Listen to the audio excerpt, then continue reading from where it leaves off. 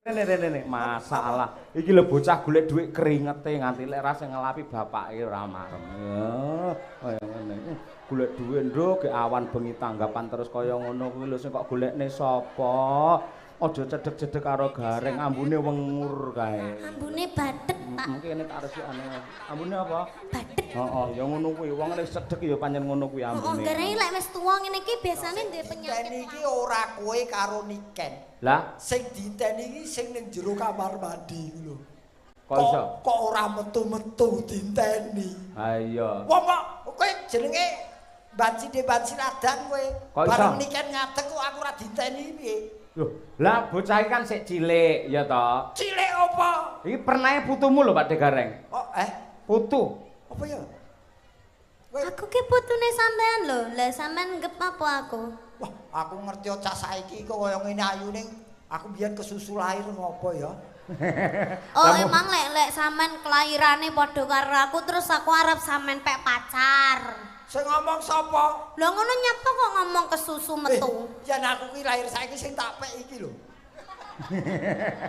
Tuti. Lah nyapa? Tuti adu tamang. Lah nyapa? Lha wong pancen sing gelem karo aku gur kuwi tok. Iya. Lah tuti iso diinget kaya tewel adek ayo. Ya ora ngono to, Nduk. Nadyan kowe putuku ning dalam bekerja kamu rekan kerjaku. Tidak bisa. Putu ya tetap putu. Sampean ki mbahku. Sing marake wong ketok tuwa ngene iki lho. Lah sampean ki kudu gelem diarani tuwa lho. Oke. Aku diarani tuwa ora masalah. Berarti wong tuwa kuwi awet urip dawa umure. Heeh. Berarti dadi wong tuwa. Heeh, sampean dadi mbah. Prihatina wong sing nom-nom kuwi urung karuan iso dadi tuwa kaya aku. Lah sampean kan wis tau mangan uyah, wis tau ngrasane urip. Malah sing nom-nom ki malah urung pengalaman. Sampean lek wis pengalaman. Wis to. Kowe wiwit lahir urung dipakani uyah to. Ya wis. Lah iku kan cara bahasane ngono lho, Pak De. Bahasa-bahasa apa? Wong urip iki ngene lho, Nduk, tak ajari ya.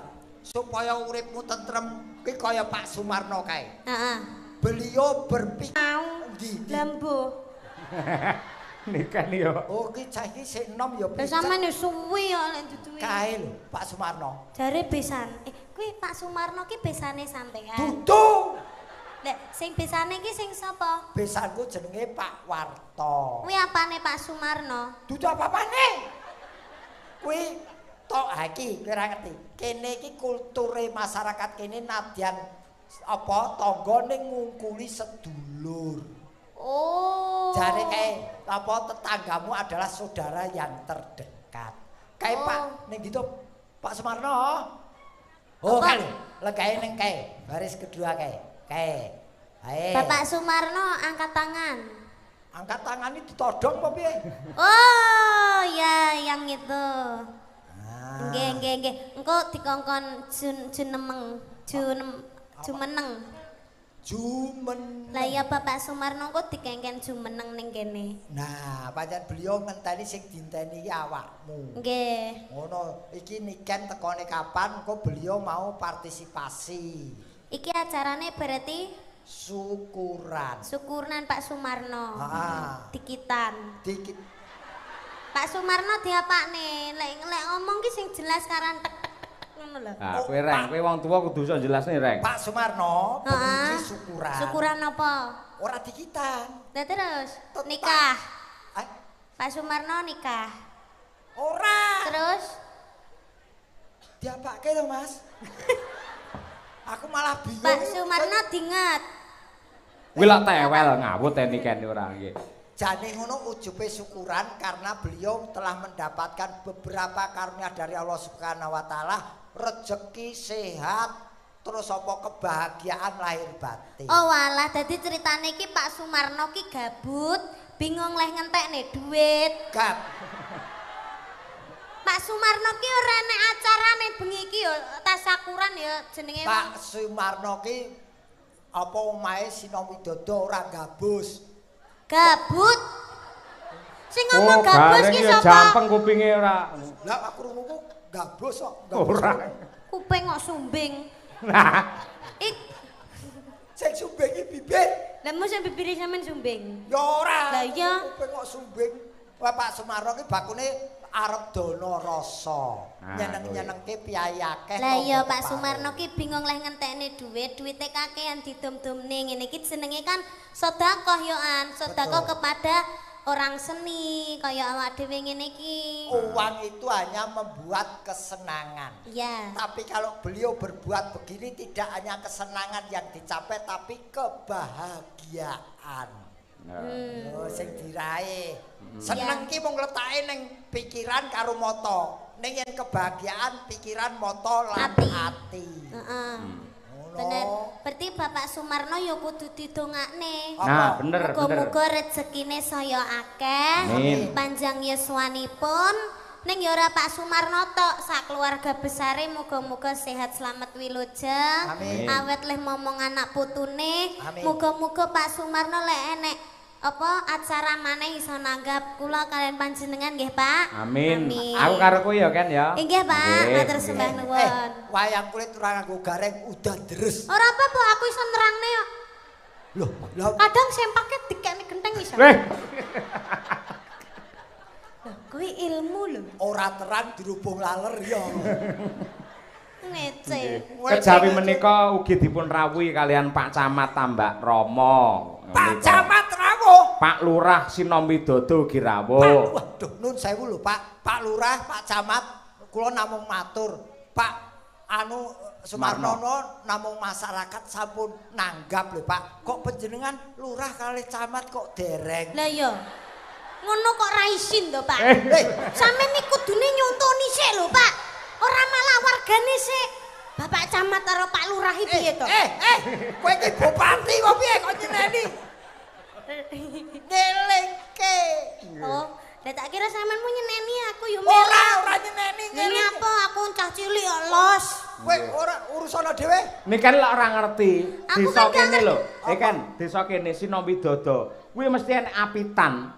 Apitan niku bersih desa cara ngene dhewe. Heeh. Lah ngono ora ndang nanggap, Pak. Jane bersih desa nanggapne kamu diketek apa piye? Oke. Napa, Dok?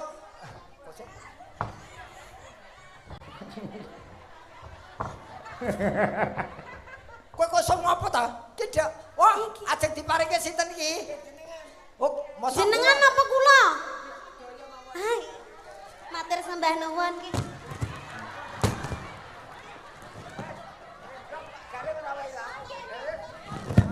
Matur sembah nuwun nggih, Pak. Ibu matur sembah nuwun nggih. Terima kasih ya, Dek. Oh, nyuwun foto. Iya. Iki kurang siji kan. Iki dicangkek sisan. Iki. Lah terus apa anggite aku arep minggat apa piye kok? Wah, kayak bonikane tiba. Oh ya, foto nggih. Nggih, terima kasih, Bu. Pak De tulung gawake miku ya, Pak De. Mbae ya manut karo putune. Ora niken iki kok bar tanggapan kok kene dodol kembang. Kuwi tandha tresna kok nggih. Nggih.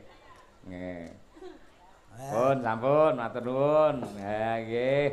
Wah luar biasa nggih. Sinden kok ora tau entuk ngono kuwi nyapa. Entuk sesuk. Mbok duwe kanca ngono gayane dikeki ngono lho apa piye. Sesuk dikirimi karangan bunga. Iya. Lampung komplit. Mangane ababe rada piye? Heeh, ngono kuwi. Kuwi sejenis walit lah kuwi. Aku jane no apa ngempet Pak ket. Ngempet to. Lah ya tak sawung kok kudu mutah ngono awakmu. Anu kok aku ki jumbleng kok. Kowe anu aku ya kemringet tok Mas. Hah? Aku ya kemringet. Tak lapane remu kene ndang dagangan. Dagangan arep dirusak. Iya luar biasa. Bocah iki pancen multi talenta. Kowe anggere gelem karo aku tak kei sepeda motor ji. Apa kuwi? Iki. Lho. Kuwi lho kunci omah. Lah iya iki kuncine sapa keri iki? Sing ketalan kunci griya niki. Omah kuwi, kunciku. Apa? Kuwi kunciku kuwi. Kowe kos lho aku kunci barang. Iki kunci sing kecalan kunci sinten? griya niki sinten nggih di betok Yang kehilangan kunci. Pak Kari nggih. Nggih, sing kehilangan kunci mohon untuk di samping panggung sebelah kiri. Dipastikan nggih, Pak. Pak Kari, Kang Asto Pak Kari. Nggih Kari niki. Kari niki. Asmane Pak Kari niki. Kari iki. Nggih, jenengan istirahat sik, Oh iya. Sun kekuatan mergo sik bacutan. Genti artise Madangkara genti ditambahke. Lah iya ngopo iki ketolungguh tok iki. Ora. Wisikan gulingan limo.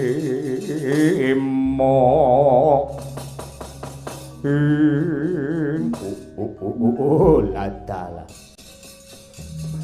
Wong klemar-klemer iki sapa? Ditepungake iki sanak.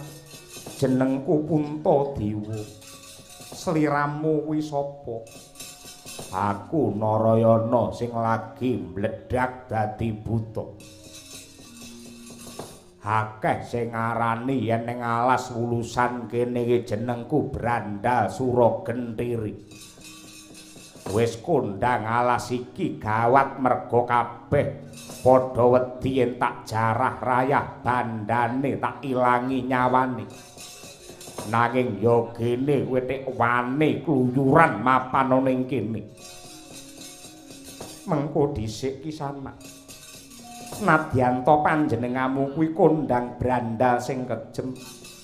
Nanging mesti isih duwe rasa pangrasa. Ya mung aku bakal nyuwun pirsa ing ngatasé panjenengamu kuwi piyayi sing digdaya Sekti Mandraguna. Apa ora luwih prayoga yen kaprawiranmu kuwi kok gunakake kanggo labuh negara kanthi srana dadi sentana utawa prajuriting praja. Aku dadi Brandal, aku dadi begal mergo pancen aku serik karo pejabat negara. Sebab apa tek ngono? Mergo pejabat negara dina iki wis kelangan kiblat. Hanane mung wong murka lan serakah. Kawula dijiret nganggo pajek sing nekak gulu. Ning entek-entekane mung dienggo bancaan lan ngumbar kamurkan dene Sentana Praja. Mula aku dadi begal iki mergo sing tak jarah rayah kuwi mung bandane wong sugih, bandane Sentana. Lan duwite ora tak pek dhewe tak sebar marang para kawula sing uripe mlarat keserakat. Kisanak, yen ndak rasa sejatine sediamu kuwi bener nanging caramu sing kurang bener. Mergo ndadekake kahanan iki malah saya giduh lan saya kisruh. Nanging lelakon iki dadi rusak sing miwiti iki pejabat negara. Kamurkan kuwi nganti kapan wae tetep ana mergo pancen kaya ngono kuwi isen-isene donya. Lah banjur apa becike kamurkan ki diumbar wae ora sah. Aku tumindak apik, tegese aku ora perlu cawe-cawe dandani bobroke moral. Kabeh menungsa ditandur ana ing alam donya iki duwe kewajiban memayu hayuning bawana. Bedae apa aku memayu hayuning bawana yen pancen nganti kapan wae kanistan lan kamurkan tetep ana. Bab kanistan tetep ana utawa ora kuwi yektine dudu perkaramu. Nanging sing baku uripmu tandurana kanthi pangibadah lan kabeh tumindak lan pakarti sing becik kuwi niyatana ngibadah bakale bisa dadi berkah. Banjur dina iki apa sing kudu tak tindakke yen aku manut karo kowe Puntadewa? Aja takon karo aku nanging nyuwuna pirsa marang Gusti ingkang gelar jagat. Carane nyuwun pirsa piye? Carane kanthi sekung ing panembah tigening pangibadah. Yen pancen tekadmu suci mesti bakal ana piranti saka Gusti nyurung marang tulusing budi kanggo mbrasta sukertaning bumi. Begal kuwi ora bakal diayomi karo Gusti ingkang nyipta jagat tetep kuwi hak kanistan. Wah, lancar. Wah.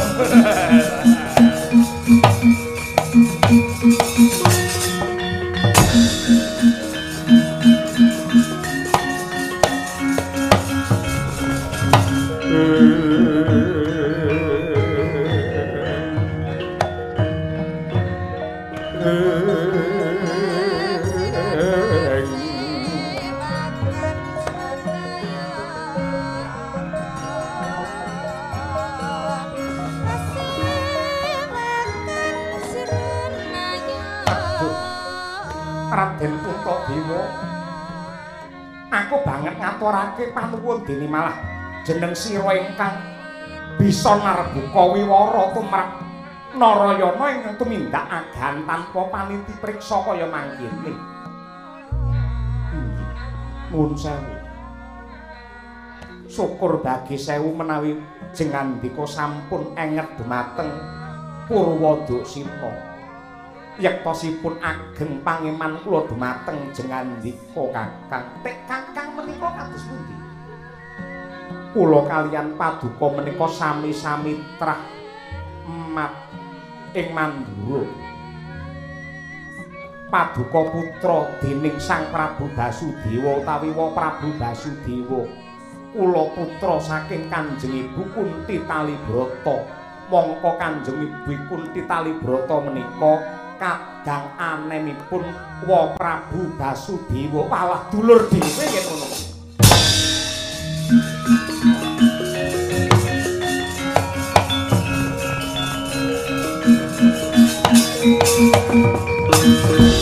Kadangmu padha waranten becik besok mendem baris Yayi Puntadewa inggih Kakang Narayana semanten sih katresnandika dumateng ingkang Raka inggih mila ripalungguhan samangke kula badhe sumpah mugi jagat saisinipun dados seksi gesang kula mbenjang tetep badhe dados rana pengayoman lan bebantu dumateng para Pandhawa.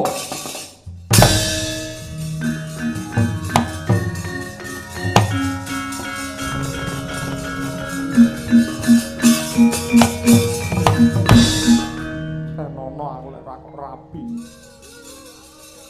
Kaya ngono kelakuane wong lanang. Ana tanggung jawab takon tak santet. Mengamu kaya tak nggih mlaku malih angel yo.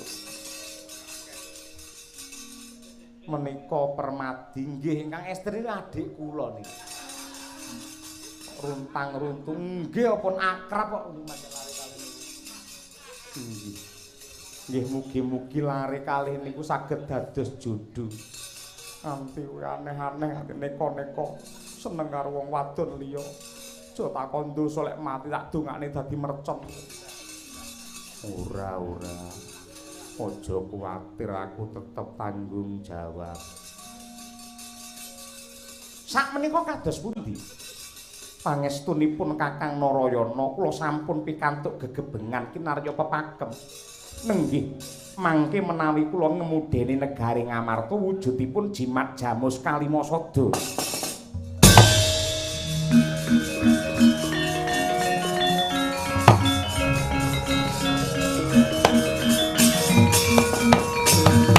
Kacarita kaya mangkono. Jenak nggih imbal wacana nenggih satriya kekalih. Ucap ora kaya ing ngambah dirgantara kemul mendung. Anenggih Jim dan darat menteleng mripate mandeng marang Puntadewa. Kebat kaya kilat kesit kaya tetit ya den saut ical saking pandulu bingung Sang Narayana.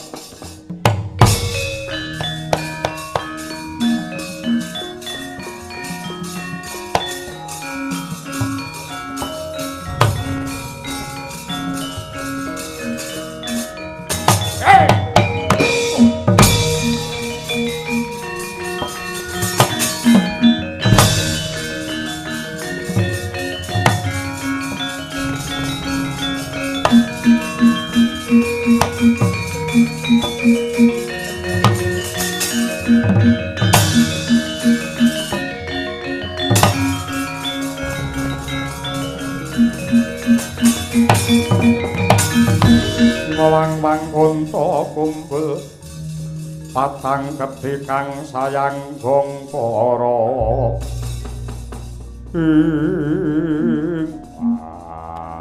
neng ndi marep kakangku. Aku ora ngerti Yayi Bratasena kaya ilang saka pandulu jinempana ing angin. Mau jagongane karo kowe.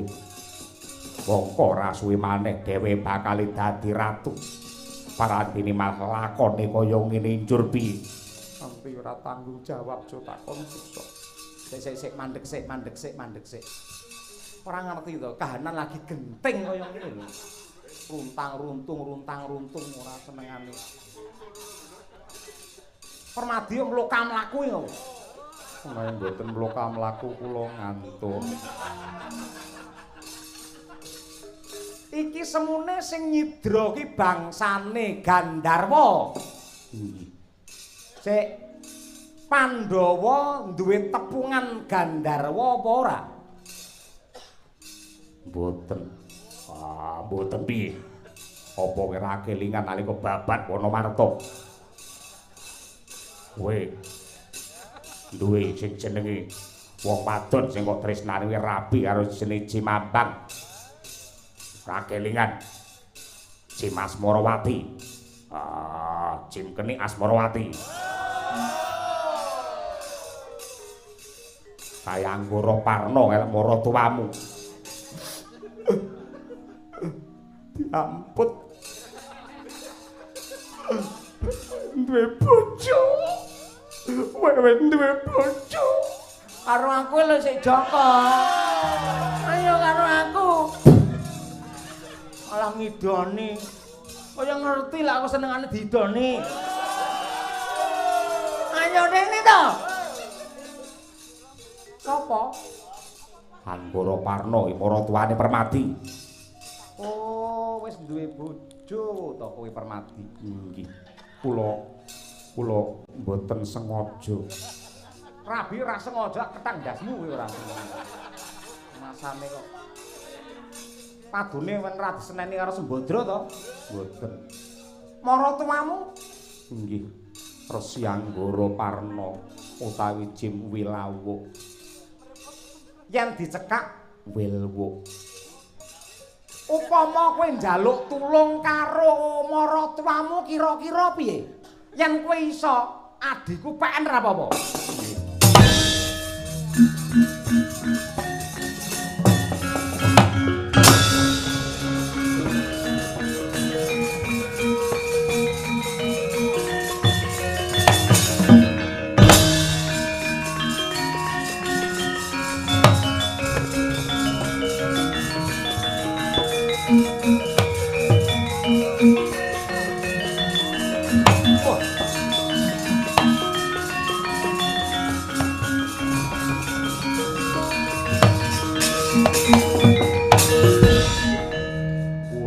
Madosi jenengan pinten-pinten dinten lho, Ngger. Enten apa Kanjeng Rama Anggara Parna? Nika Asmarawati nika pun kangen kalih jenengan. Barabi nika wis pirang-pirang sasi mboten jenengan tiliki nika mboten gelem mangan, mboten gelem ngombe. Meh kemawon dhek arepe lampus diri nyemplung sumur. Ngantos ngaten inggih nyuwun pangapunten awit kathahing pedamelan. Lah nggih ning manglunggarke tenggen Sendang Cintaka-pura mesakaken bojo kok dilerke kaya ngono kuwi. Inggih. Ana ndang ning Sendang Cintaka-pura kono. Udah kono. Bojo aku sejoko. Senengane larane atine wong wadon. Demongi karo aku ae. Aku ya Joko, sumpah nak sunate urung lah aku. Niku lak Bagong riyin. Nggih. Kok ya sik mboten tuwek-tuwek niku, mboten tuwek wong nika seneng terus. Kula badhe nyuwun senjata pitulungan. Kadang kula sepuh. Kakang Puntadewa dipun cidra kaliyan Gandharwa. Panjenengan rumiyin lak pujangga kraton Ngamarta undhagi wonten Ngamarta mestine apal kaliyan Gandharwa Manglenggah.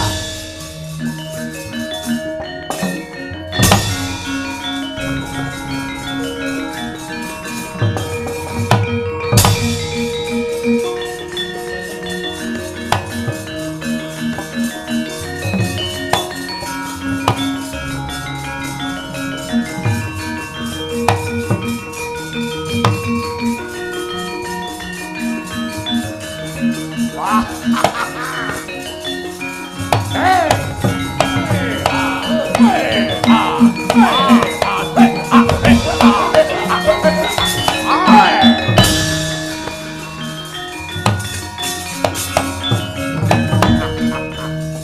jangkling karo aku ora.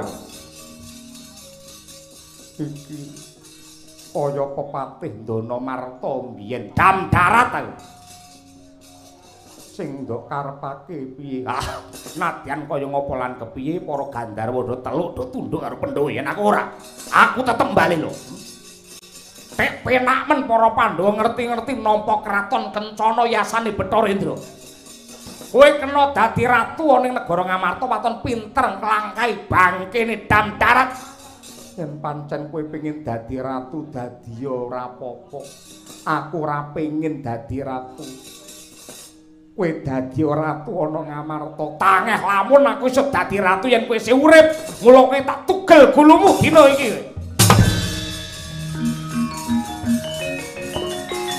Weh!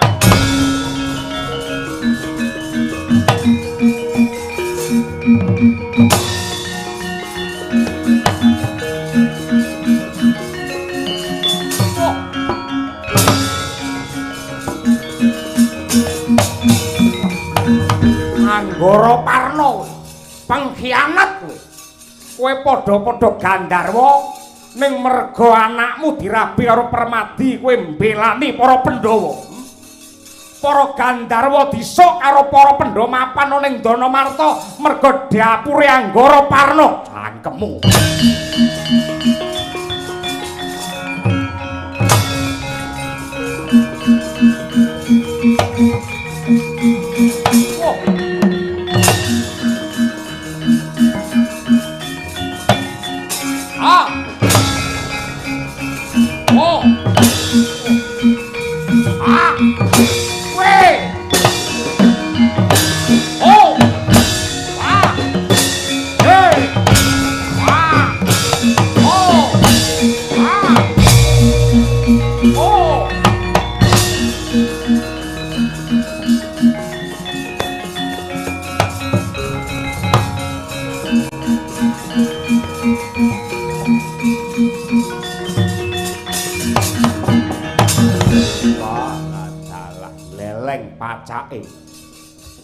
Kowe asalmu saka geni bali dadi geni dam darat.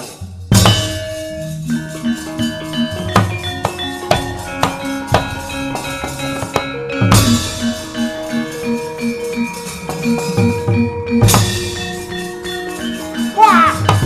Oh! Weh!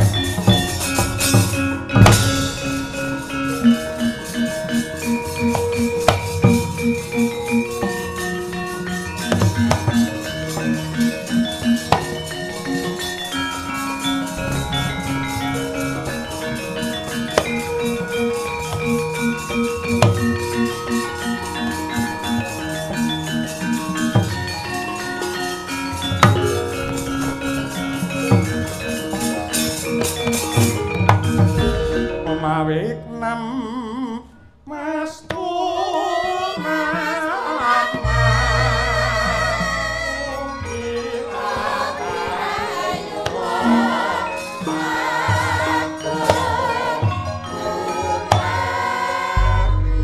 kawula nuwun sewu menawi mboten lepat pamawas kula menika penemban Anggara Parna saking pertapan Cintakapura. Inggih Raden kaluhuran dawuh paduka Raden Puntadewa. Aduh penemban, kula ngaturaken panuwun dene paduka paring pitulungan dumateng kula satemah Puntadewa luar saking bebaya. Dawah sami-sami Raden nuwun sewu. Gantos ingkang rinembuk kabar ingkang semebar. Bilih paduka Raden Puntadewa badhe kawisuda jumeneng ratu wonten ing Indraprastha. Inggih penemban malah sisandamel gandeng jengandika rumuhun pujangga kraton Indraprastha tartamtu pana dumateng bab tata ing ring kaprajan. Mila saking menika kalilan kula nyuwun pangestu sarta nyuwun dawuh supados Puntadewa sembodo netepi dharma penemban. Raden paduka tetela pengayomaning sagung para titah mestinipun boten badhe kewran dumateng lelampahan menika. Paduka menika piyayi ingkang wegik, piyayi ingkang wasis, piyayi ingkang waskita, mesti kemawon saged ambabar mulya dumateng jagat ngamarta Raden. Kula pitados Raden.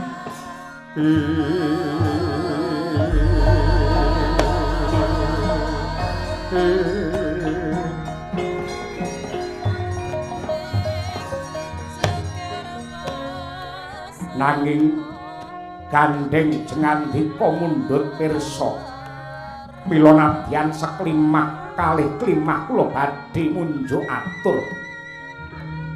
Nuwun sewu nggih, nggih. Kalilan kula caos katerangan bab sejarah mula bukanipun Kraton Ngendraprasta.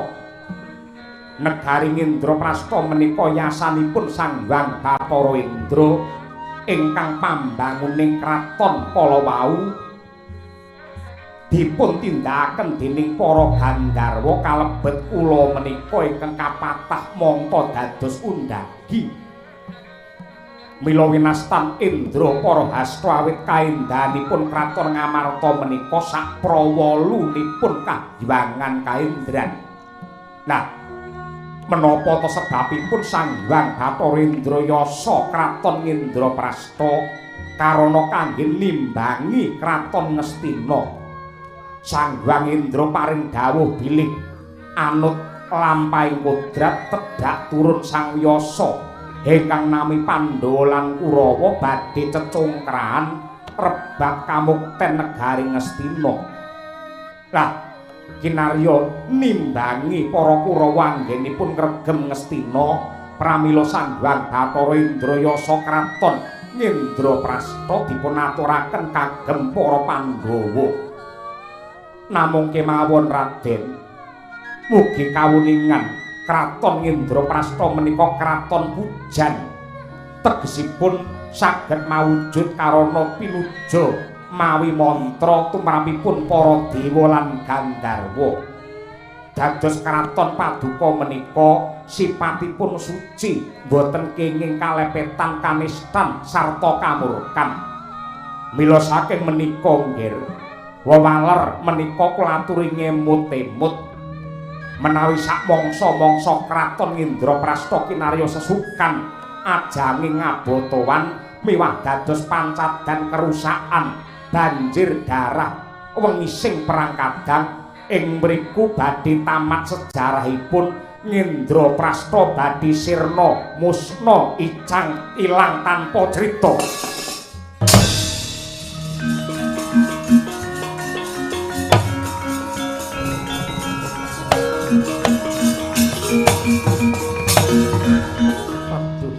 Penemban ngaturaken panuwun ingkang tanpa upami. Kula sanget jumurung sarta badhe munjung sedaya dawuh Paduka Penemban Anggara Parna.